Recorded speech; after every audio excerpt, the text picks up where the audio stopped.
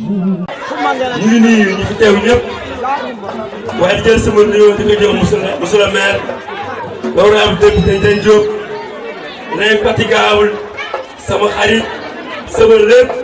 yàlla bala ñu loolu jëmbal tey soog a ñëw loolu dafa dugg dindi tey kàddu yi may yëkkati kàddu yoo xamante ne sama xol fees na parce que li tax ma wax loolu mooy ñëpp xamoon nañ sama diggante ak maire loolu yàlla moo ko def mais commune yi mën nañ tàggoo mais xool yi du tàggoo ndax Malick Gueye Mbacke mooy sama maam am na ñu xamul loolu Bambilor laa dëkk tey Tabara Mbacke mu ngi fi Maguette Mbacke mu ngi fi am nañu man doomu Bambilor laa kon bu commune yi di dajee rek mais maa ngi Bambilor ba tey mais nit da ngay sant yàlla ndax nag yàlla moo fi ne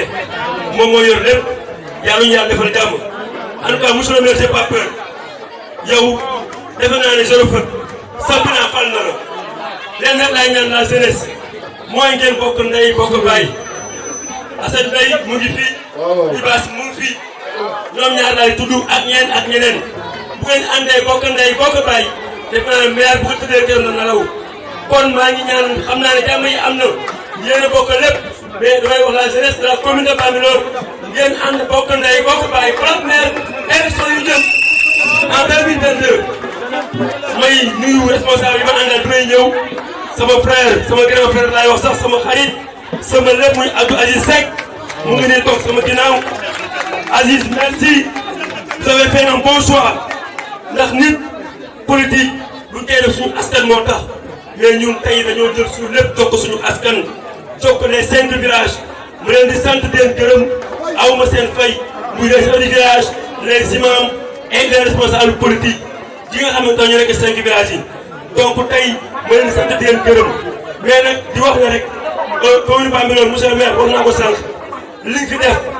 li nga fi liggéey dëkk boo dem même les 5 villages sa empreinte bu ma fa ci marché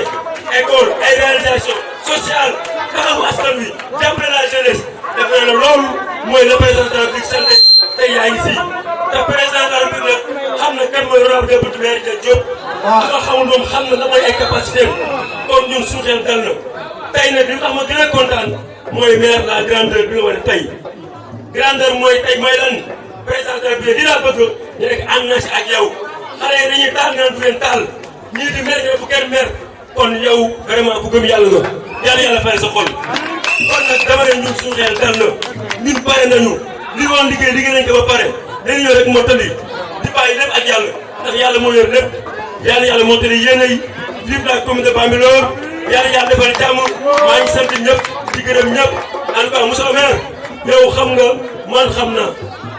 yow xam nga man xam na te incha allah li ma ñëwee fii tey loo xew ma tàccu leen loolu daf ne li ma fi ñëwee tey noonu laa fi ñëwee suba gannaaw suba ba ñu fii si noonu Bambilor maa ngi sant naa di gërëm Bambilor, honorable député maire Ndiaye Diop, député de la francophonie. En tout cas, c'est un immense plaisir que je prends la parole ici à Bambilor pour féliciter le maire Ndiaye Diop de par le travail qu'il a abattu durant son magistère en tant que conseiller municipal au niveau de la commune de Bambilor. tey nag dafa am lu nga xam ne dafa xew si suñu gox bi mooy nit ñi dañu bëri il faut ñu comprendre que ne le président de la République Macky Sall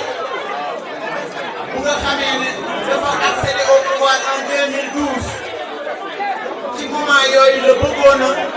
maanaam injustice yi nga amoon ci gox bi mu réglé ko mais yàlla di def ñuy dem ba 2021 muy door a indi seen correction. mais correction yi nag bi muy ñëw dafa fekk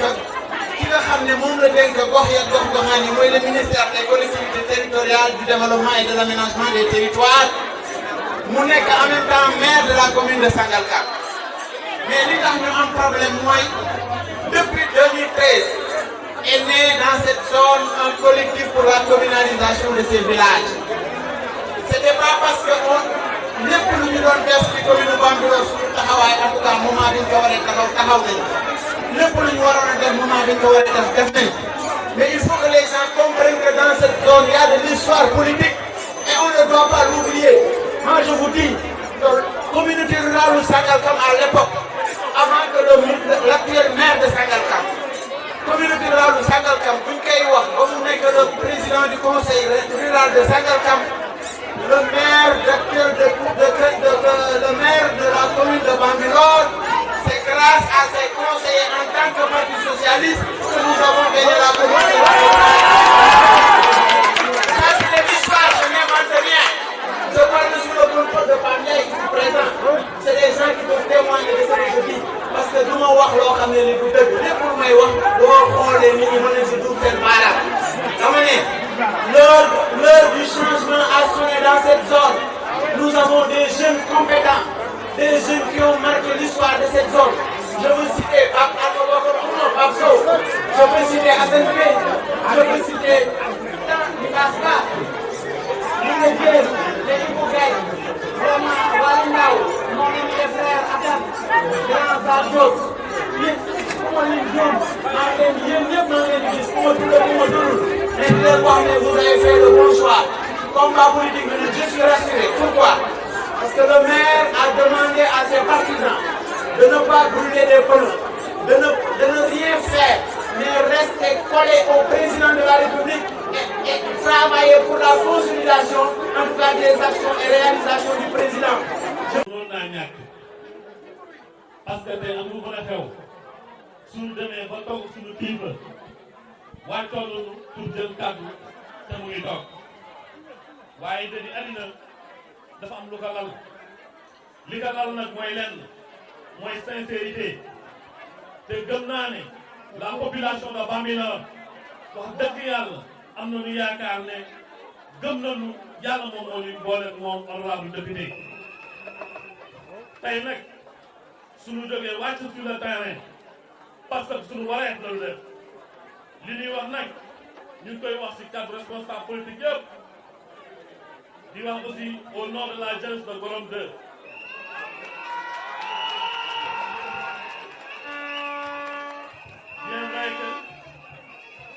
bien vrai que le maire c'est un fils de Gorom 2 mais c'est un fils de Bambilor raison pour laquelle may lancer appel à toutes les responsables, à tous les responsables, surtout la jeunesse de la commune de Bambilor, unis devant et derrière M. le maire honorable député. Encore une fois,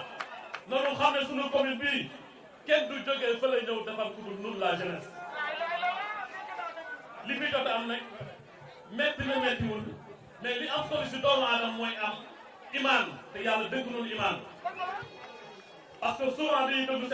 ay waxtaanam léeg-léeg dañuy waxtaan ñu xamal fu mu jaar ba yàlla àggagu fi tey kon pour man loolu c'est minime tey li Omar Gueye def loolu gëm suñu bopp gëm na yàlla rek kay yàlla lu dul yàlla neen la loo amal yàlla loo ñàkk-ñàkkal yàlla. donc vraiment guddi na te toogaay bi yàgg na ñu ngi sant ñëpp di gërëm ñëpp vraiment kontaan nañu du may jéem. tur bi nag dañ koy tudd bëggoon naa xam ban tur la ah danaa gis ak honorable lu xool ban kat lay doon bu ngeen tëgg jour ngeen bi nag ci lay honorable def rentrée politique à Gorom 2. Vraiment je vous remercie. Pour les écoles de la commune de Bambilor, nous avons un déficit de 1365 tables bancs. La commune a confectionné 1000 tables bancs et les 500 premiers tables bancs ont été distribués aujourd'hui devant l'IEF, devant les enseignants et devant les populations de la commune de Bambilor. Cela veut dire, compte tenu des compétences transférées à la collectivité territoriale dans le cadre de l'éducation, nous avons tenté de régler les problèmes au niveau de chaque école. Cela me permet de remercier au fond du cœur, l'IF de Sangalkam, Madame Dramé, qui, à chaque fois que le besoin se fait sentir, elle nous saisit et nous sommes toujours à côté d'elle. Cela me permet aussi de remercier le représentant de l'OTAR, Monsieur le sous-préfet de l'arrondissement de Bambilor, à qui nous lui donnons une mention honorable, compte tenu de son expérience, de sa clairvoyance et de son service auprès des populations. bu ma jógee ci loolu dama pare mën nañu ñëw fii li sabab ndaje mi laa bëgg ñu waxtaan ci ma bëgg ñu déglunte bi décret yi génnee dafa bari ay nit ñu mer ba futa ma dalal leen sama bureau bi ma leen dalalee sama bureau ma xam ne ñii nekkatuñu ma ne leen suñu sëriñ Cheikh Ahmed Tidiane Sy Al Maktoum daf ne nit doo ko xool tey da nga koy xool démb boo xoolee jëfi démbam lu ñëw tey rek boole ko ak démb nga mën a def une analyse ma ne leen dañu toll woon moment boo xam ne en 2017 2016 ngeen taxaw ne dañ yaay nekk suñu candidat mu bari ñu mu naqari ñu ne bëgguñu ma nekk candidat à l'approche à 2 jours de la clôture des investitures à 3 heures du matin le ministre directeur de cabinet du président de la République woo ma na ma président ne na nga indi sa dossier ndax amoo fi dossier te dañ la war a investir guddi googu yaakaar naa li des ci sama dund mënatuma am lu ma naqari ci sama vie politique ma waxtaan ci ak askan wi ma ne leen li ma bëgg mooy tey la ajjuma suba la ajjuma dama bëgg tey alxames dinaa jël sama téléphone tous les responsables ñu daje ci place du 27 pour sargal président Macky Sall ci li nga xam ne ba ñu ci laajee suñu xalaat joxe nañu suñu xalaat mais la mu décidé def ko ñun dañ ci ànd ak moom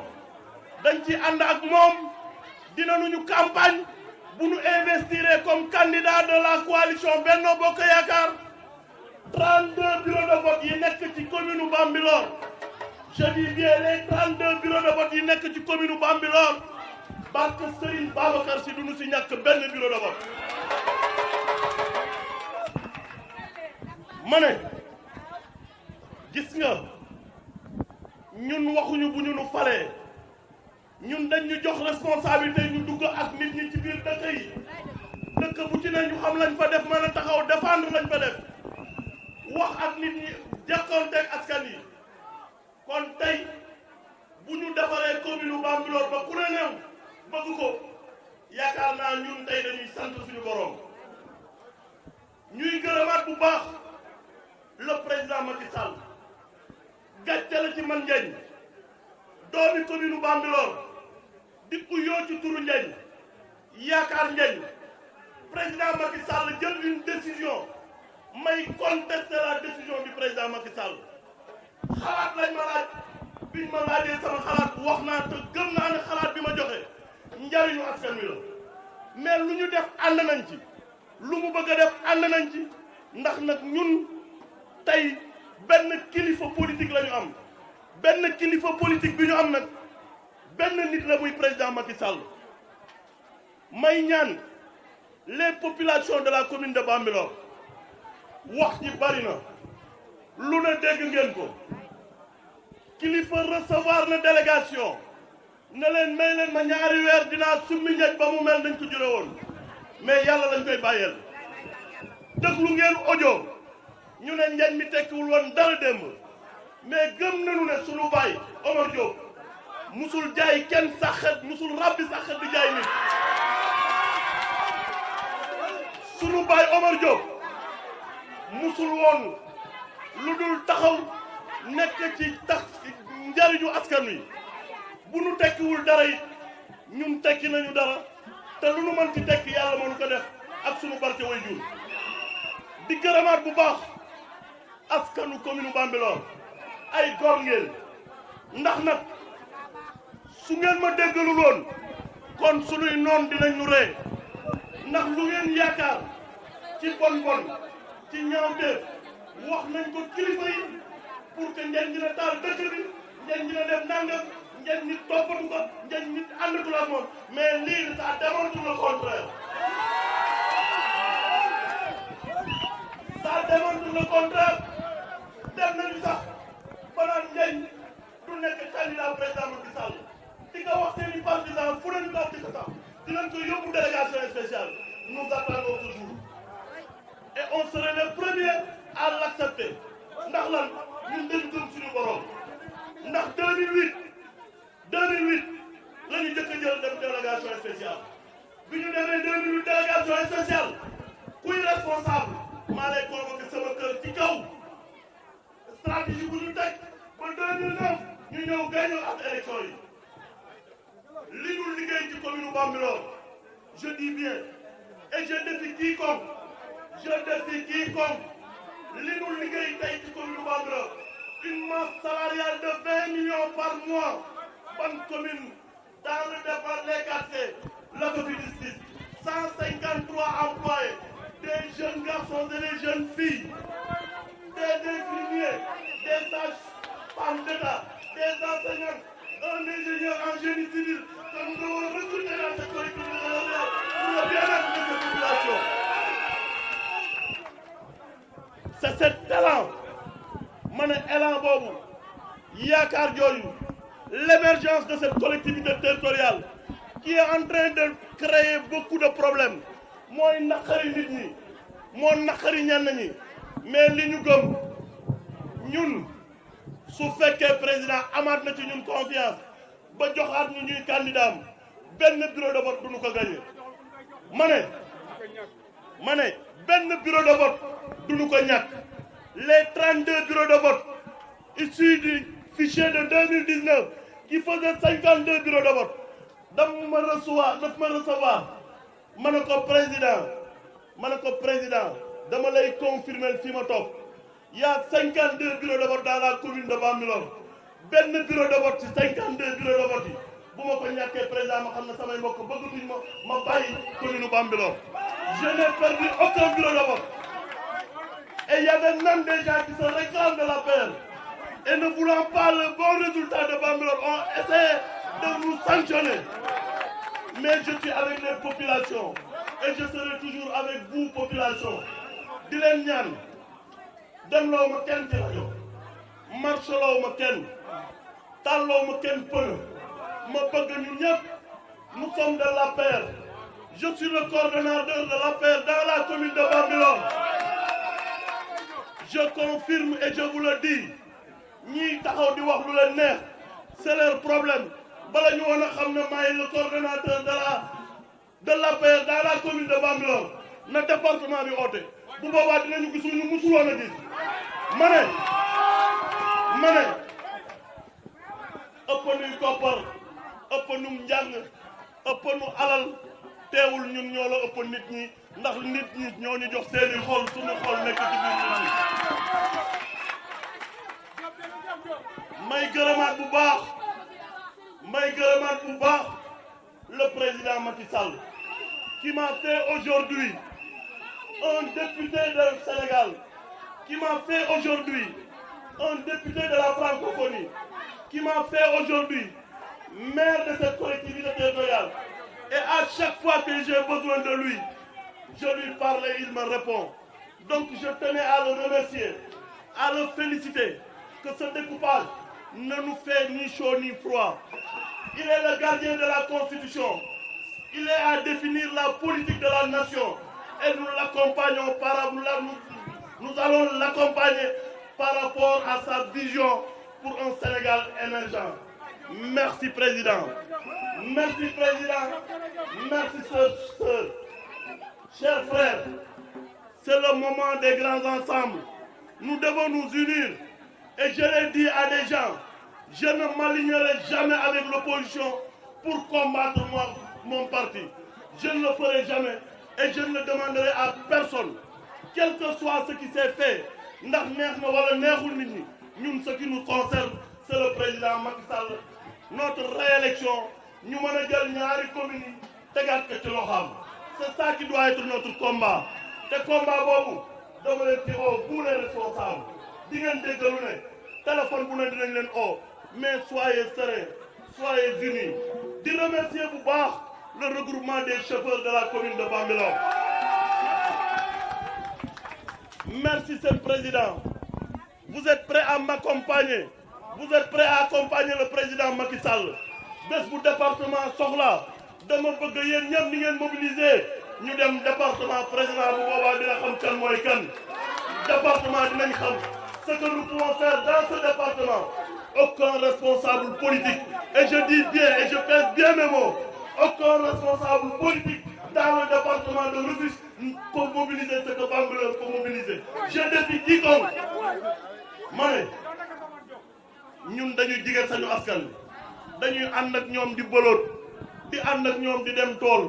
di ànd ak ñoom di naan ataaya di ànd ak ñoom di dem football yi di ànd ak ñoom di toog ci garam place yi di ànd ak ñoom di dugg ci biir marché yi. Ñun duñu maire boo xam ne dañuy takk cravate di wàcc di ak suñu vitre oto déedéet ndax li nu gëm ci suuf la ñuy mujjee bu ndënd yi kiyee sax bu suxu bébé wayee sax ñun ñu yëngal suñuy tànk donc ma leen di ñaan soyons unis nañu bokk ndey bokk baay nañu bokk ndey bokk baay. Alpha Bokar, mon jeune frère, on peut nous séparer de communes, mais on ne peut pas séparer nos cœurs. C'est impossible, Dieu même ne peut pas le faire. Man nañ ñu dagg yóbbu xajaat lañu mais barke Serigne Babacar Sy kenn mënul tàggatle suñuy xel kenn mënul tàggatle suñuy xol te Dieu mu garde dénk naa la yàlla dénk naa la yonent bi dénk naa leen yéen waa Kër Ndiaye Lo à chaque fois je serai à vos côtés parce que nag vous êtes fidèles vous êtes sincères ndax nag bu fekkoon te ne responsabilité tiital na la kon tu ma lâcherais bu yàgg mais tu n'as pas fait pression bu ne tegu na sa kaw mais merci un jour viendra te inchallah ce jour n'est pas loin gërëm leen bu baax Libaas je ne peux pas terminer sans te remercier jëluma sama téléphone oo ko moo am initiative politique am dans le village bi ma dëkk xam na ne sama jot bareetul mu waxtaan ak sama soxna def na ñaari tour na ma koy doog a yëg donc je tenais à vous dire merci décroché na ay politique yoo xam ne manuma woon a xalaatuma woon ñu ànd ak man ñoo xam ne man xalaatuma woon ñu ànd ak man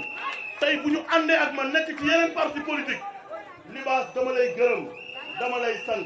en tout cas bon vent demal ci kanam loo def loo wax c'est ma responsabilité loo wax maa ko wax loo def maa ko def Assane Bey merci Assane merci encore wax nañu man ak yow yàlla moo ñu seede la ma la wax mooy liy dëgg ci man duggaatal ci nit ñi demal waxtaani waat ak nit ñi Assane merci encore je vais terminer sur les jeunes de Bambilor du ma wax sax mag ñi Zal sama mag la mais Baye Wali Ndaw Saya Maguette Mbacc Mbaye Tabara Ngati et tant d'autres Moustapha Sarr Ahmed Sow Bou mais merci encore Gassi merci Mansour Diouf c'est un agent de la commune de Bambilor qui est en train de faire un excellent travail c'est ça que j'attends de mes agents merci Mansour merci Fadé di gërëmaat bu baax Djibi de Ngendouk Djibi merci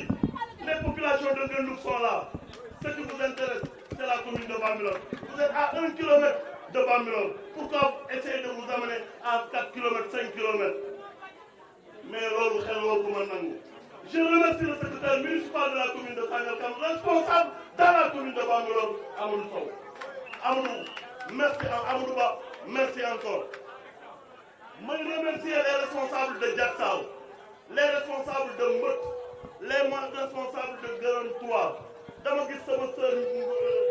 Ngay Gueye Ngay merci encore mais fi may daanele mooy les grandes dames samay mag muy ñoom Sukkay ñoom Tabara ñoom Urey ñoom Jeynaba ñoom Roxay Diagne madame la conseillère Adja Mbaw Bac madame la conseillère Khady Sall vraiment awma seen fay yàlla na leen yàlla fay di gërëm bu baax les responsables de Déni Nord les responsables de Kagnak Penda merci encore merci Penda mais les responsables de Kagnak mais di gërëm sama sœur Ndeye Ngone jërëjëf Ndeye Ngone jërëjëf Aram Mbaye jërëjëf li tax ma sàgg jàppe sama yaay nga duma la gërëm mais Ndeye Ngone ak Aram Mbaye et d'autres responsables m'ont pas élu en 2014 et même en 2017 ils ont boycotté la liste du président Macky Sall mais aujourd'hui gis na ne na ngi ngeen bàyyi lu ngeen jàppoon ñëw ànd ak man kon jërë ngeen jëf di gërëm bu baax les femmes de Comico di gërëm bu baax